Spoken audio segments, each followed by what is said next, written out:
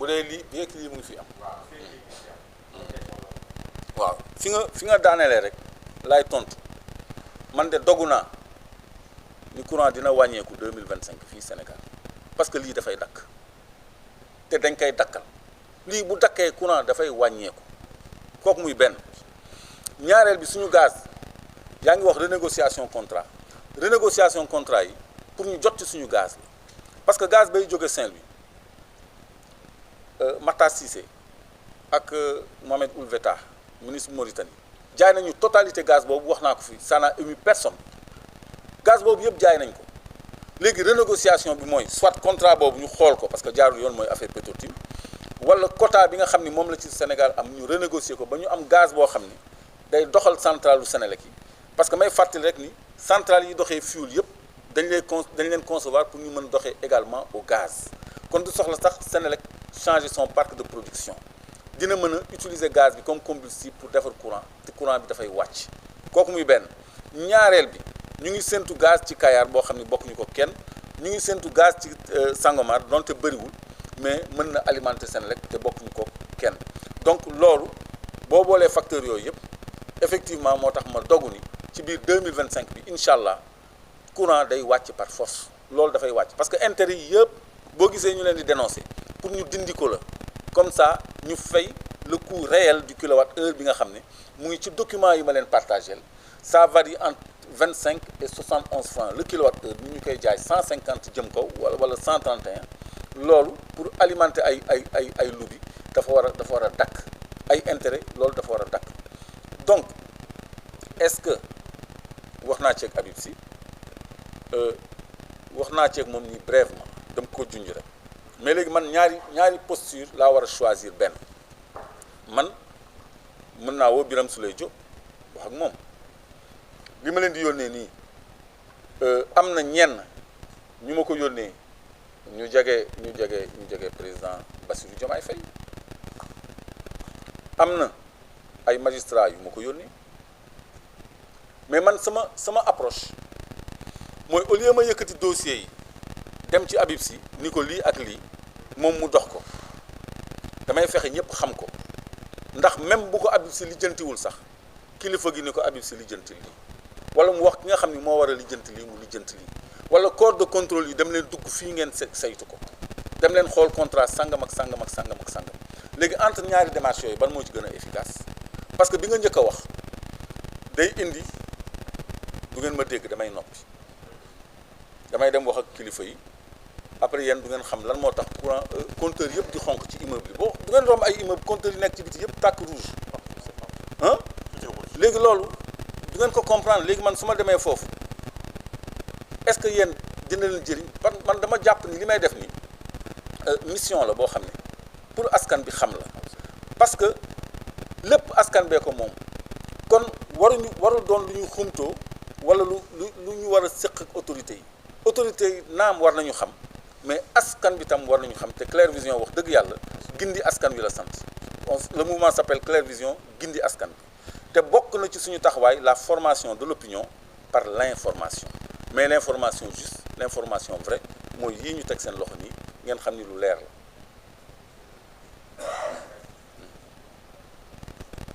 C'est bon? Comment stop? On passe au troisième. Actu 7, à du Marel.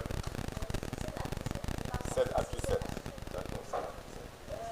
Bonsoir. Déjà, félicitations pour que ça fait du courage et d'avoir des dossiers aussi, je dirais, importants et vérifiés. Et je pense que c'est tout simplement pour éclairer la recherche du Sénégal. Moi, j'ai une question, monsieur Seck. D'abord, est-ce que lorsque vous faisiez ces enquêtes, avez-vous rencontré des obstacles de pression? Des obstacles. Par rapport à des enquêtes que vous êtes en train de faire, mais aussi à la population. Deuxièmement, qu'est-ce qui correspond en fait avant, après cette publication de ce nouveau plan? Après Cette publication. de ce C'est la question des scandales, des énergies au Sénégal, scandales financiers de la gestion des scandales. Alors, maintenant, qu'est-ce que Claire Vision attend de ce nouveau gouvernement après avoir fait cette D'accord, merci beaucoup madame. pour toute investigation, on fait forcément face à des obstacles, parmi lesquels le problème de l'accès à l'information, c'est-à-dire l'obtention de ces rapports et documents, le problème de protection de personnes ressources et le problème de pression amicale ou hostile que nous subissons. Parce qu'il y a deux types de pression qui s'exercent sur nous. Amicale dans le sens de vous intéresser. C'est pour ça que j'évite le couloir des autorités. Hostile, on fait l'objet régulièrement de menaces et on est exposé. Mais on a choisi ce challenge, on a choisi cela, de vivre dangereusement, comme disait Senghor, pour servir l'opinion, pour servir la société. Donc pour nous, c'est un sacrifice très utile, parce que ça permet de renseigner. Mais vous vous rendez compte, vous découvrez que le barrage de Manantali, c'est aux mains d'étrangers. Vous découvrez que les centrales solaires qu'on inaugurait à grande pompe, c'est aux mains de Français, d'Italiens plutôt, et d'autres aux mains de Français. Donc ça, c'est des choses que nous devrions partager. Maintenant, pour enchaîner sur votre deuxième question, qu'est-ce que j'attends de ce nouveau régime-là? J'attends de ce nouveau régime-là, justement, qu'il rectifie les choses, et je suis en train de leur donner des pistes d'investigation. Je suis en train de donner une orientation au corps de contrôle, en même temps que je suis en train de donner une information à l'opinion que vous représentez et ceux qui nous écoutent représentent. Donc, on ne s'arrête pas là, parce que j'ai dit tantôt que Claire Vision va saisir l'OFNAC, parce qu'on n'a pas dit ce qu'il y a dans les rapports. Hein. On ne peut pas lire les rapports. On ne peut pas dire toutes les personnes qui sont indexées ici avant les enquêteurs. Mais ce qui est sûr, qu'on aura une démarche, c'est qu'on aura une démarche administrative pour défendre le droit des Sénégalais et des consommateurs et pour une bonne gouvernance de nos ressources en général, y compris donc nos ressources énergétiques. Je crois que c'est bien répondu là aussi. Bon, on va à Sans Limite. Albourakh. Comme salam wa rahmatullah. Oui. Oui.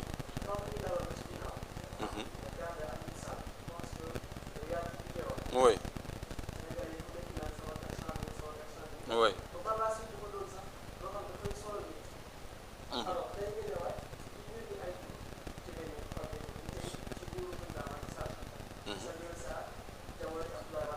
Oui.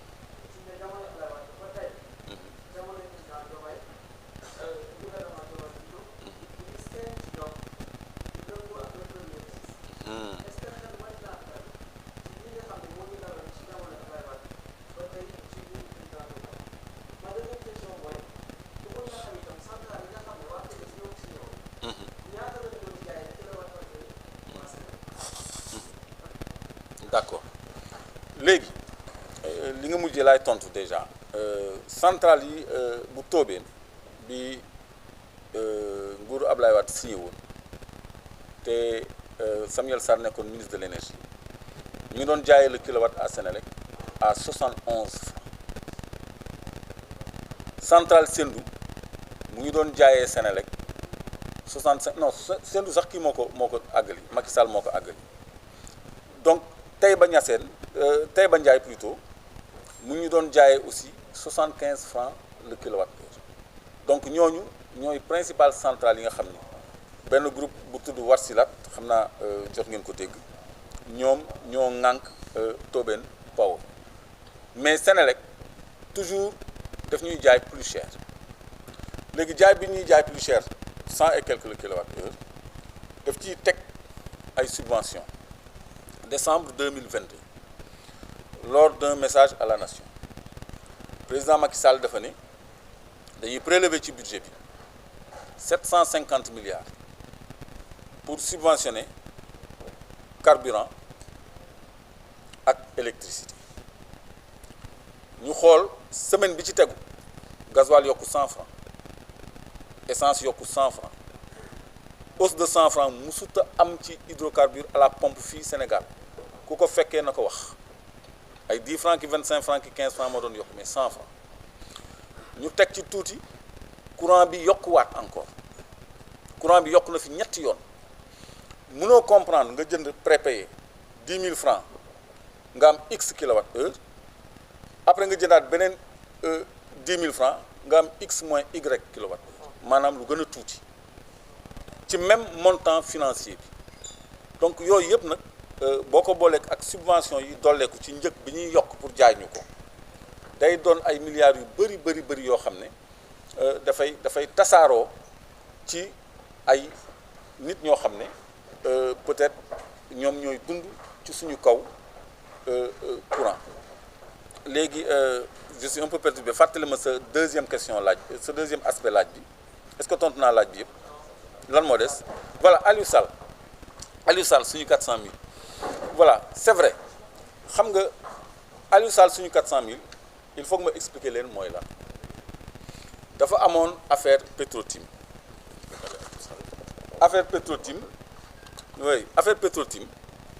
dafa défrayé woon fii la chronique BBC def benn reportage bu tudd ba noppi ni Petro-Tim maanaam Timis Corporation dafa récolter 10 milliards de dollars ci ay royalties mooy ci pétrole boo jaayee say actif dafay am looy retenir lu mel ni genre buuña maanaam am naa 30% maa ngi koy jaayee nangami millions de dollars mais su ma la ko jaayee du ma ci génn ba jeex ci baril bu ñu produire dinaa ci am $1 wala $2 ci diiru benn volume de production wala ci durée production wala ci diir bu ngeen déggoo ci contrat léegi il est ressorti de l'enquête de BBC que li Timis Corporation war a gagner gannaaw ba mu jaayee la mu am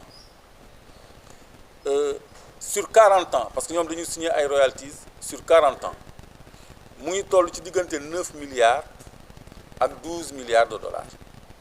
ñoom nag pour la communication ñu def moyenne bi à 10 milliards léegi 10 milliards yooyu ci jamono jooju moo doon 6 000 milliards un Sénégalais divisé ko par 17 millions de Sénégalais mu daal di trouver 400 000 foofu la Aliou Sall suñu 400 000 jóge donc royalties yooyu nga xam ne dañ koy fay Timis Corporation mu ngi leen di jural 150 milliards par an pendant 40 ans noonu lañ ko war a comprendre pendant 40 ans ça veut dire que pendant 40 ans ñun Sénégalais au lieu Aliou Sall jox ñu li mu jël ci ñun maanaam bloc yooyu ñu signé ko ba mu am ci xaalis ci li ñu signé ñoom Petro-Tim ñoom ñoo ciy am 400 000 yooyu ñoom ñoo koy moom et pas jëmul ci ñun ci ñoom la jëm alors je l'ai expliqué en disant que en réalité 400 000 yooyu 400 000 ci Aliou Sall la jëm mais jógewul ci Aliou Sall ñëw ci ñun mooy en réalité ñun sax ñoo war a débourser 400 000 yu jëm ci Aliou Sall pendant 40 ans pendant 40 ans 150 milliards par an la leen di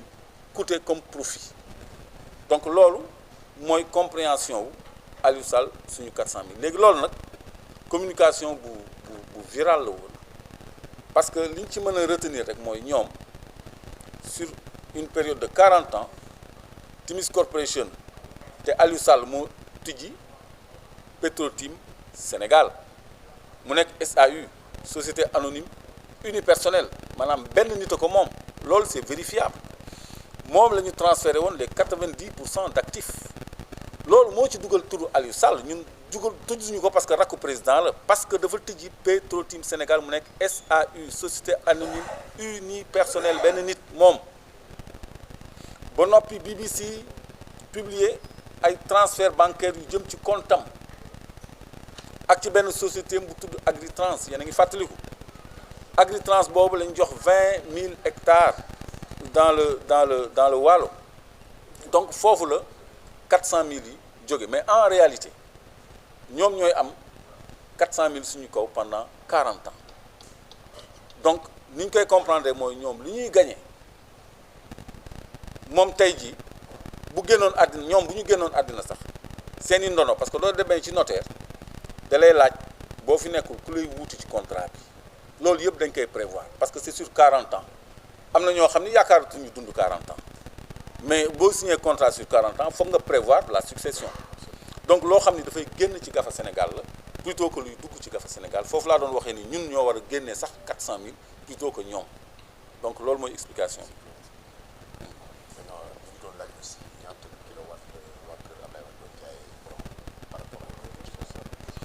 mais le prix du kilowattheure ci jamonoy Ablaye Wade mu ngi nekkoon ci autour de 105 et 110 francs le kilowattheure 105 110 francs la nekkoon mais ñëpp seetlu nañ na quand même que courant yokku na boobu depuis lors courant yokku na parce que 110 105 110 lañ doon jaayee ci jamonoy Ablaye Wade te fu mu gënoon méttee la woon te boobu amuñu woon centrale yu bees yu ñu am yëpp amuñu woon centrale solaire yu bees yu ñu am yëpp développé wuñu woon yokkuñu woon puissance de production wu Senelec ci dayoo bi fi mu nekk nii Senelec mu ngi jaay sax Gambie courant te def naa sax am na benn ligne bu ñu branché Mali su ma juumul donc ça veut dire que fi mu nekk nii amatul lu ñuy délesté mais dañuy def bénéfice ci suñu kaw exemple bi ma jox mooy nga jënd tey 5000 courant mu jox la nangam nga jëndaat beneen 5000 courant mu jox la lu gën a néew loolu kenn mënu ko expliquer ci ay oyofal bi moo tax may wax waa loolu kenn mënu ko expliquer c'est de l'arnaque loolu yokk la ba noppi nga jël ci suñu subvention ay milliards na nga koy dugal ci courant bi ba noppi courant bi yokk c'est quelle politique mais dañu subventionner courant bi te dafay yokk lu ñuy subventionner mu yokk fu mu am mais il faut qu'on réfléchisse un peu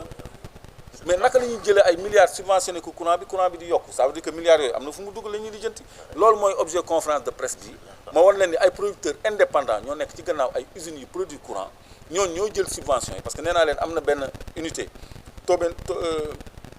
Tobène ak Caradélis mooy Powership seen courant mu ngi leen di dikkee 181 francs mais Senelec di ñu ko jaay entre 131 et 150 francs ça veut dire que état bi courant boobu la ko subventionné pour mu dem ci Turquie ak Tobène Power bi nga xam ni ay étrangers ñoo ci nekk. Oui, madame. On termine d'abord la première liste. Prends son nom. Après Sans Limite, on va aller vers Albourakh. Non, Aboubakr Benzalou. Hein? Dafa dese benn question. Oui, vas-y. Où ça? Vas-y, on va terminer. On va terminer d'abord. T'es pas journaliste, toi? C'est quel organe? C'est la société civile. Après la presse, s'il te plaît. Oui, on Oui. termine avec la presse. Après la on termine presse. avec la presse. Donc Sans Limite termine.